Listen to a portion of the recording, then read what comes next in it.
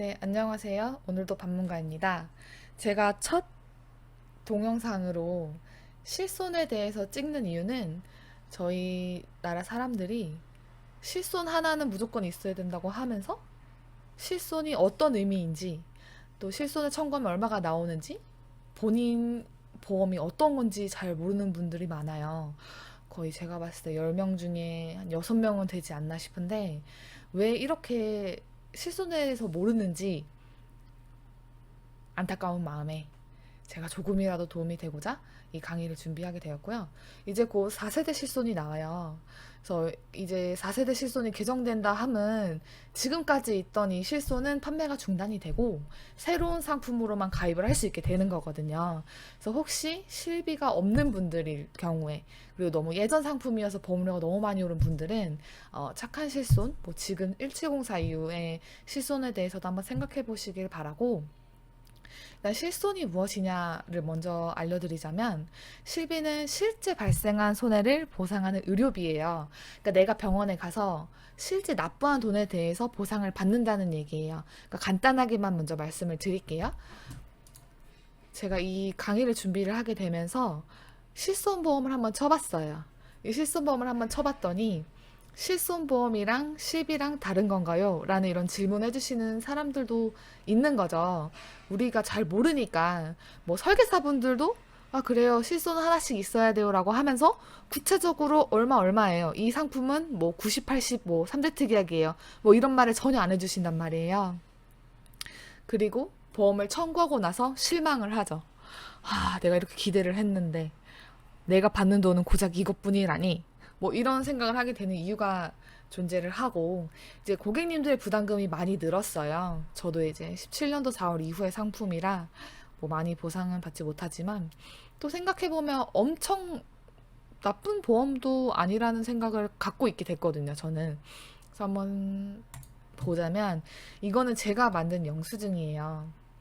이 영수증은 이제 반문가라는 사람이 오늘 6월 22일에 무릎이 아파서 도수 치료를 받았대요. 근데 뭐 무릎이 아파서 도수 치료를 많이 받지 않고 뭐 체해 충격파나 뭐 주사 치료 받았을 수 있지만 이분이 납입하신 금액은 10만 4,600원.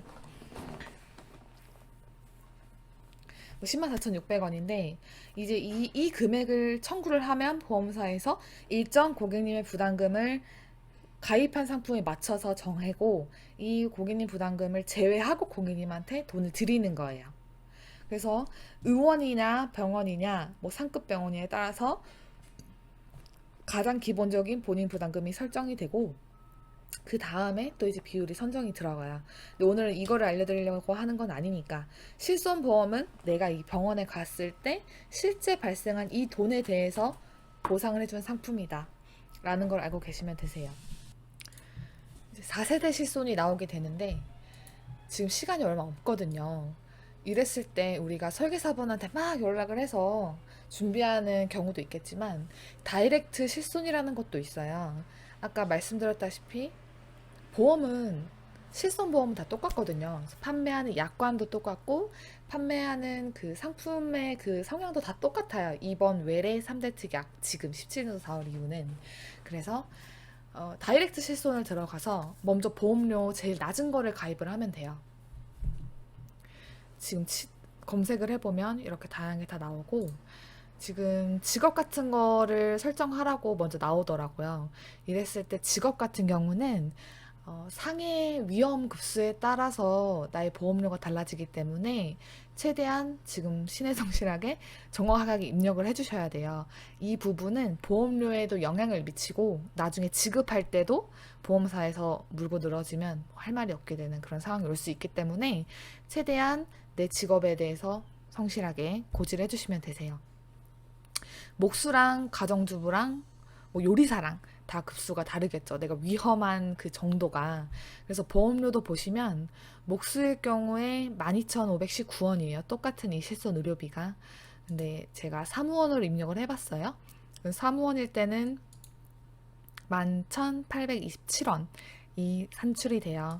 그래도 뭐 거의 몇백 원 차이라고 해도 보험사에선 다르게 받겠다라는 의도니까 이유가 있겠죠. 실손 의료비는 다이렉트 실손이라고 해서 뭐 6.1% 저렴하다. 제가 생각했을 땐 저렴한 게 제일 좋아요. 똑같은 약관, 똑같은 지급. 근데 건강보험이다.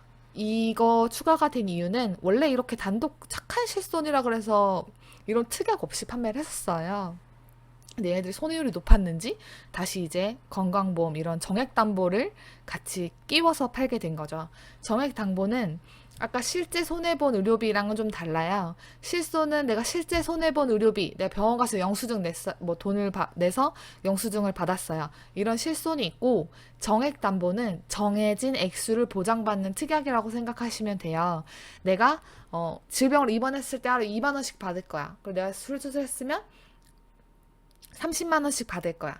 뭐 이런 식으로 정해진 돈을 받는 거예요. 내가 추가한 만큼 더 받겠죠.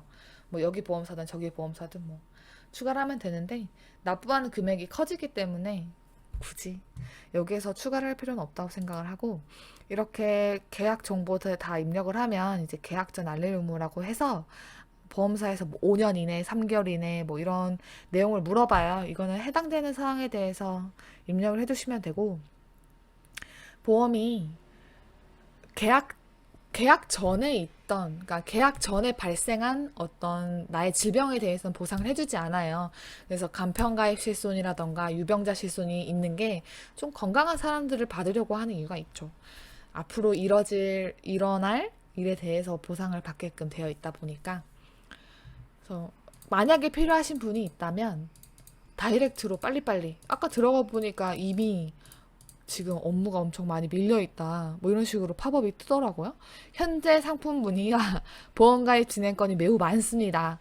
뭐 고객님 중 가급 병력 등으로 심사가 필요한 분들은 지체된다고 이렇게 써있더라고요. 6월 마지막 주에는 엄청 증가할 것 같다. 이렇게 공지를 미리 떠났더라고요. 그래서 필요한 분들은 빨리빨리. 그래서 마지막으로 실손보험 계약별로 다른 분들에 대해서 잠깐 설명을 해드릴게요. 옛날부터 뭐 2000년대부터 보험 판매가 됐으면 퍼센테이지가 100%부터 시작했다고 생각을 하세요. 근데 손해율이 자꾸 높아지니까 막 개정을 한 거죠. 뭐 100%, 90%, 80% 지금까지 이제 3대 비급여 특약까지 끼워서 이제 다 변경이 됐는데 또 4세대가 나온다고 하잖아요. 그러면 지금 가입을 하면 어떻게 될 건가?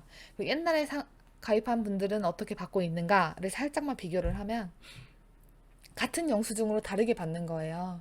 104,600원을 납부를 했는데 이 90% 선택형 계약을 가진 분들은 10,000원만 빼고 받는다고 생각하시면 돼요. 물론 한도는 있어요. 외래 한도는 있는데 이 외래 한도가 있는 사람과 지금 17년도 4월 이후에 외래랑 도수치료를 받는 걸 나눠서 생각을 하시면 되거든요.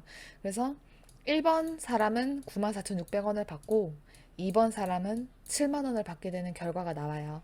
근데 이런 자세한 설명은 제가 다음 강의에 한 번 더 준비를 할 건데 또 보험료 차이가 있겠죠. 이렇게 많이 보상을 받는 사람들은 보험료가 계속 올라가고 있거든요. 그래서 내가 최소한의 돈으로 어느 정도 살아가는데 조금의 도움이 되는 의료비면 되니까 제가 이제 이런 짧은 영상이라도 만들게 된 이유는 정말 내 보험은 내가 판단하자라는 거예요. 짧으면 진짜 10년, 뭐 20년, 뭐 30년까지 가는 계약들이 있는데 이 보험료 차곡차곡 쌓아서 저축을 하면 그게 더 이득일 수 있는 상품도 엄청 많거든요. 그래서 내가 살아가는 데 있어서 내 과거력, 우리 부모님이 가진 질병, 나는 어디가 좀 자주 아픈 사람인지 아니면 나는 건강해서 필요가 없다. 이런 판단 같은 거는 본인이 해야 되거든요. 그래서 내가 너무 뭐 나중에 상해로 다칠 위험이 큰 사람이다. 뭐 과거력이 의심이 된다. 과거력 의심이 된다? 과거력이 너무 어렸을 때 너무 몸이 많이 아팠다. 뭐 이런 사람들은 경각심을 갖고 보험은 좀 튼튼히 준비해도 나쁘지 않다. 내는 보험료 대비 실손은 그래도 보장을 많이 받을 수 있는 부분이 있다고 저는 생각을 하기 때문에 잘 고려하셔서 판단하시길 바랍니다. 오늘도 들어주셔서 감사하고 다음에 만나 뵐 수 있길 바라겠습니다. 감사합니다.